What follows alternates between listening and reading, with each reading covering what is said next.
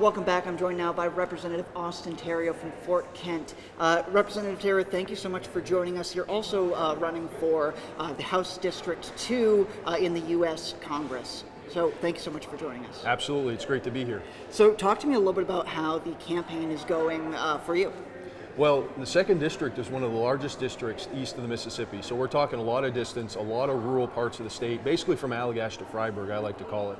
And what I'm noticing when we're on the campaign trail is that we have a lot of opportunity in the 2nd District, but there's still a lot of uncertainty around economic opportunities, kids feeling like they can't stay here, feeling like they have to leave the 2nd District, and in some instances leave the state for opportunities.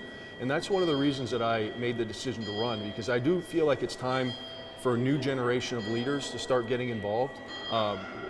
People who are a little younger, who have a different perspective, and it's time for us to start getting involved and make a difference, positive difference for our communities. Now, you're not the only Republican running in this race. There is also Representative Sobolewski.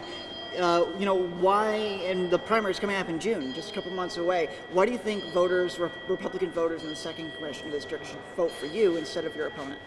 Well, the message that we're getting across is a very positive message, right? We have to acknowledge that some things are not going right in our country.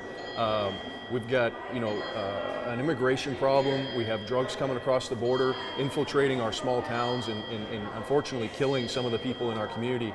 We have an issue with inflation. I went to the grocery store yesterday, got 3 bags of groceries. It was over $100. We smile and laugh about it, but that's a serious problem for somebody who has a family. People are really challenged right now. So once again, going back to what we talked about a little bit before, the next generation, some younger people getting involved in the political process, I think is going to give a different perspective. And that's really needed right now. We need people who have a different look at what's going on, people who can challenge the status quo, people who are going to look at how much money the government's spending, people are going to look at the challenges that we're facing and really attack them, really deal with them rather than just talking about them, because there's people that talk and then there's people that get stuff done, and we want to be a campaign based off of results and based off of getting things done. Absolutely. You mentioned the age. You mentioned the generational differences. Obviously, that's a problem that we're seeing in not only the Congress, the White House. We're seeing these older politicians that are staying in politics. Why do you think it's so important for a younger voice to get in there, to get into the people's house? Well, it's about life experience, right? I'm in my 30s. I've seen the country. I've been able to travel around and enjoy a really successful career in stock car racing, NASCAR, but also spent a lot of time working in the family business as a teenager, right? Grew up around the logging, trucking, and farming industry.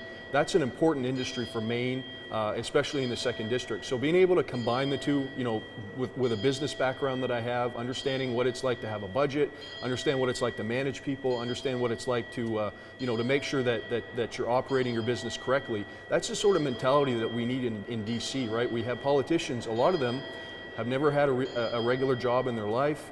They don't know what it's like to balance a budget.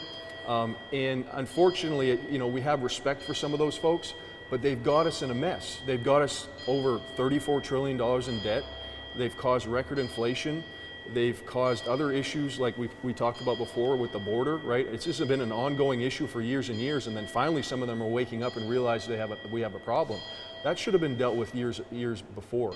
And so having a new generation, a younger generation getting involved, I think it's going to allow us to take things to the next level, to actually solve problems, bring people together, and make things happen, make positive changes rather than just talking about stuff. Because when we talk about stuff, nothing gets done. Absolutely. Well, thank you so much, Representative Theriault, for joining us. Really appreciate it. I appreciate it. Thank you.